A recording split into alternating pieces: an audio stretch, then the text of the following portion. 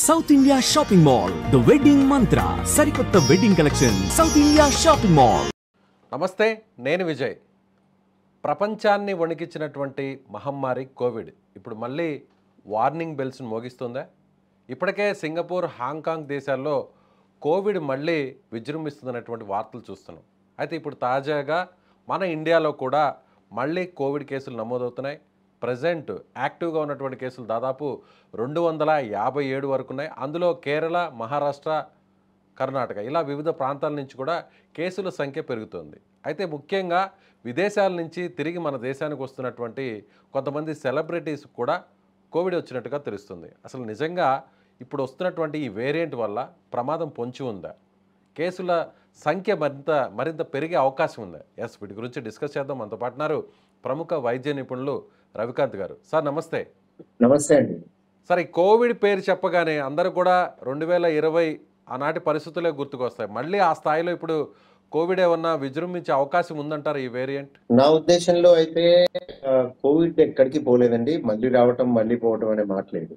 నా ఉద్దేశమే కాదు, ఇది అందరూ ఏకీభవించాలి. ఎందుకంటే కోవిడ్ అనేది సహజీవనం చేసే జీవి. అది మొట్టమొదటిసారి పాండమిక్ అంటాము. పాండమిక్ అనేది మొట్టమొదటిసారి కొత్త వైరస్ వచ్చినప్పుడు సృష్టిస్తుంది. పాండమిక్ అంటే మన బాడీ ఏది అంటే ప్రపంచంలో ఉన్న ఏ జీవికి దానిని రుచి చేయలేదు కాబట్టి, అంటే అది దర్శించలేదు కాబట్టి, ఇమ్యూనిటీ లేకపోవడం వల్ల ప్రతి వ్యక్తిని, ప్రతి జీవిని ఎఫెక్ట్ చేస్తుంది. సో అప్పుడు పాండమిక్ వచ్చింది. ఒక్కసారి అది మనిషి జీవితంలోకి వచ్చాక అది ఎక్కడికి పోదు. అంటే సహజీవనం చేస్తూనే ఉంటుంది. ఇది కరెక్ట్ గా చెప్పాలంటే ఇంతకు ముందు మనం ఫ్లూ అనేవాళ్ళం, ఇన్ఫ్లుయెన్జా ఫ్లూ. ఇన్ఫ్లుయెన్జా 1918 ఆ ప్రాంతంలో పాండమిక్ వచ్చింది. అంటే అది మొట్టమొదటిసారి మన మనిషి జీవితంలోకి ఎంటర్ అయింది. అప్పటి నుంచి ఇప్పటి వరకు మనం దాన్ని కామన్ కోల్డ్ అంటాం. అంటే అది మొదట్లో ఇట్లనే మహమ్మారిగా అందరినీ ఇబ్బంది పెట్టి సహజీవనం చేస్తూ కొంతమందిలో విజృంభణ ఉంటుంది. ఆ కొంతమంది ఎంతమంది అంటే 1000లో ఒకళ్ళు కానీ 10,000లో ఒకళ్ళకి కానీ ఆ విజృంభణ ఉంటుంది. మిగతా అందరికీ మామూలుగా ముక్కు పుచ్చుకోవటం, గొంతు కష్టంగా ఉండటం, పడుకోవటం, కొంచెం బాడీ ఎక్స్ వచ్చి ఒక రోజు పడుకోవటం, మళ్ళీ యథాతథంగా 5 రోజుల్లో మనం లేచి నడవటం.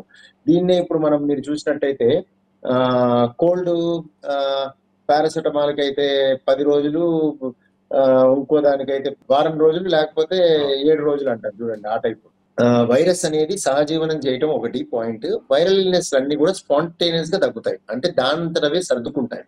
కొంతమందిలో రీజన్స్ వాట్ ఎవర్ మేబీ, అంటే వైరస్ కి ఆ మనిషికి సహజీవనం చేసే పరిస్థితి లేకపోవడం అవ్వచ్చు. అంటే ఇమ్యూనిటీ మనిషిలో తక్కువ ఉండొచ్చు, లేకపోతే వైరస్ లో విరులెన్స్ ఎక్కువ ఉండొచ్చు, అదనంగా వేరే వ్యాధులు ఉండొచ్చు.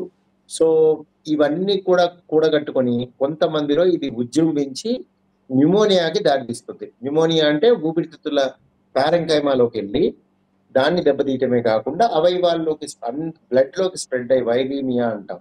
దాంట్లోంచి అన్ని అవయవాలను ఎఫెక్ట్ చేసి అందులో మా దగ్గర కూడా వచ్చే అవకాశం ఉంటుంది, మయోకార్డైటిస్ అని.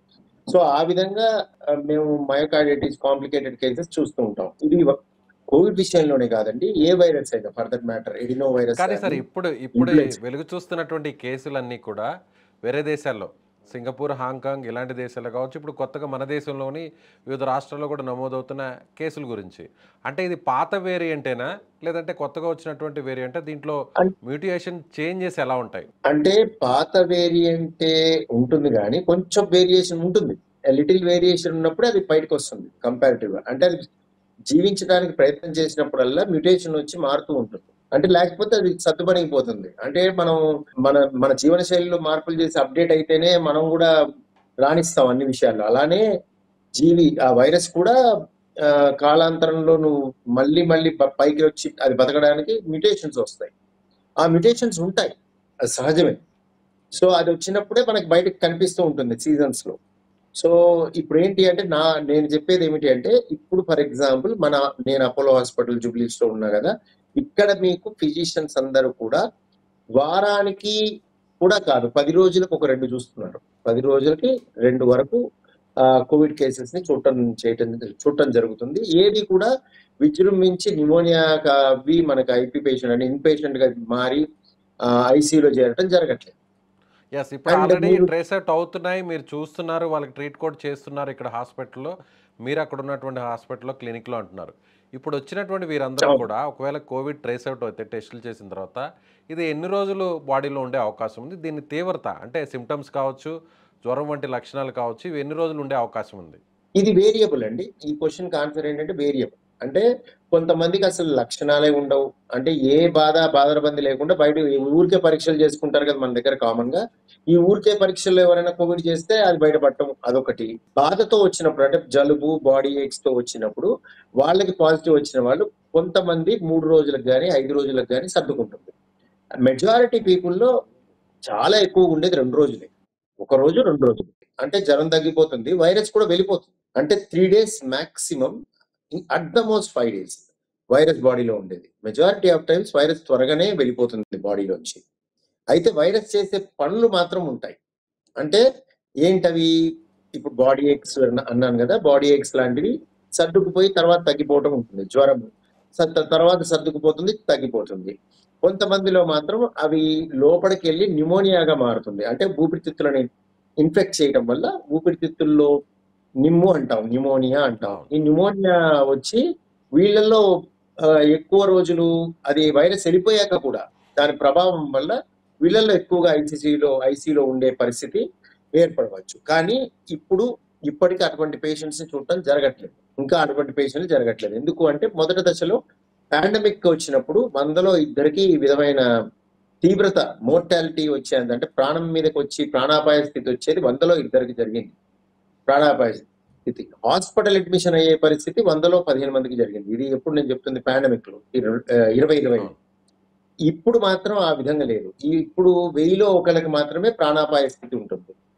అండ్ తీవ్రత హాస్పిటల్ అడ్మిట్ అవ్వడం కూడా 1000లో ఒక 10 మందికి ఉంటుంది. అంతకంటే ఉండదు. ఇది స్ప్రెడ్ అవ్వడం స్ప్రెడ్ ఎలా అవ్వడం ఉంది? అంటే అనేది 2020, జనరల్‌గా 21లో ఏ ఏ రోజు విధంగా అయితే అందరికి స్ప్రెడ్ అయిందో, అలాగే ఇది కూడా స్ప్రెడ్ అయ్యే ఛాన్స్ ఉంది? స్ప్రెడ్ అవ్వటం సేమ్. మీరు ఇంతకు ముందు ఎలానో అలానే. కొత్త విషయం ఏం లేదు. ఇదే కాదు for that matter any flu virus. It travels through nose నోస్‌లోంచి గాని, మౌత్‌లోంచి గాని ఎయిర్ హ్మ్. డ్రాప్లెట్స్ వచ్చి ఓకే. అవి పక్కన దగ్గరలో ఉన్న వాళ్ళకి వ్యాపిస్తాయి. అందుకే మాస్క్ రైట్. పెట్టుకోమంటాం. వచ్చిన వాళ్ళేమో వేరే వాళ్ళకి ఇవ్వకుండా మాస్క్ పెట్టుకోవడం. రాని వాళ్ళేమో వీలైనంత వరకు మాస్క్ పెట్టుకొని ఎవరైనా ఉన్న వాళ్ళ దగ్గరికి వెళ్తే రాకుండా ఉంటదని. So, right sir. ఈ విధంగా అలాగే మీకు డాక్టర్ గారు కోవిడ్ వచ్చిన ఇద్దరు పేషెంట్స్ చనిపోయారు మన ఇండియాలో అంటున్నారు. అందులో ఒకరు ఏదో క్యాన్సర్ వ్యాధితో బాధపడుతున్నవారు. మరొకరు వేరే కిడ్నీ ఇష్యూస్ ఉన్న ఆహ్, చిన్న వయసు ఉన్నటువంటి అబ్బాయి చనిపోయారు అని అంటున్నారు. సో, అంటే ఆల్రెడీ వాళ్ళకి ఇష్యూస్ ఉన్నాయి కాబట్టే వాళ్ళు డెత్ అవ్వడం జరిగింది. కాబట్టి వేరే రీజన్ లేని వాళ్ళు భయపడాల్సినటువంటి అవసరమే లేదు అంటారు. అంతేనా ఫైనల్‌గా? లేదండి. అస్సలు లేదు. ఇంకోటి ఇది కొత్తగా వచ్చిందనుకోకండి. ఇది ఉంది. మనతో పాటు ఉంది. మనలో ఉంటుంది. ఇది సీజనల్‌గా పెరుగుతూ ఉంటుంది. ప్రతిసారి మీరు బ్యాక్ వెళ్లి మీరు ప్రతి న్యూస్ ఇంతకుముందు వచ్చిన న్యూస్‌ని చూడండి. ఎన్ని సార్లు అన్నారు చెప్పండి? ఈ విధంగా మళ్ళీ అవును. వస్తున్నాయి. మళ్ళీ అంత భయభ్రాంతులైపోయే విధంగా ఎన్ని సార్లు అన్నారో మీరే చూడండి. సో, నేను బల్లగుద్ది ఏది రాదు, ఇంకో వైరస్ రాదని నేను చెప్పలేను. అలా కాదు. బట్ దెన్ కోవిడ్ విషయానికొస్తే ఆ అవకాశం తక్కువుంటుంది. ఎందుకంటే అది మనకి ఆల్రెడీ పరిచయం. వైరస్ మనకి పరిచయం కాబట్టి మన బాడీలో ఇమ్యూనిటీ ఉండి పారద్రోలే శక్తి ఉంటుంది. సో, అందుకని దీని మీద అంత అంటే భయపడి కంగారు పడిపోయే అవసరం లేదు. సరైన సమయానికి డాక్టర్‌ని సంప్రదించినట్టయితే సరైన మందులు వాడి సపోర్టివ్ ట్రీట్మెంట్ తీసుకుంటే సరిపోతుంది. చాలా మందికి ట్రీట్మెంట్ కూడా అక్కర్లేదు. దానంతట అదే సర్దుకుంటుంది మెజారిటీ పీపుల్‌లో. మనం ఓన్లీ సింప్టమాటిక్ ట్రీట్మెంట్ అంటాం. లక్షణాలకివ్వాలి. దగ్గుకి, జలుబుకి, బాడీ ఏక్స్‌కి, జ్వరానికి ఆ విధమైన మందులు వాడుకుంటే చాలా వరకు సరిపోతుంది. బాగా ఎక్కువ ఉన్న వాళ్ళు మాత్రమే డాక్టర్ అటెన్షన్ అవసరం ఉంటుంది. Right sir. Thank you sir. మంచిది. సో, ఇది మంచిదండి. డాక్టర్ గారు చెప్తున్నట్టుగా దీని గురించి పెద్దగా భయపడాల్సినటువంటి అవసరం లేదు. కేవలం 3 రోజులుంటుంది. తీవ్రత పెరిగితే మరో 5 రోజులుంటుంది. వేరే ఇష్యూస్ ఉన్నవారు నిజంగా దీని తీవ్రత పెరిగినప్పుడు న్యూమోనియా లాంటిది వచ్చినప్పుడు నేరుగా డాక్టర్‌ని సంప్రదించాలి అని ఆయన చెప్తున్నారు. అయితే ఎక్కడ కూడా ఎవరు పెద్దగా ఆలోచించాల్సినటువంటి అవసరం లేదు. కోవిడ్ అనేది మనిషితో సహజీవనం చేయడం అనేది ఒక పరిపాటిగా మారిపోయిందని అని అంటున్నారు. Thank you so much.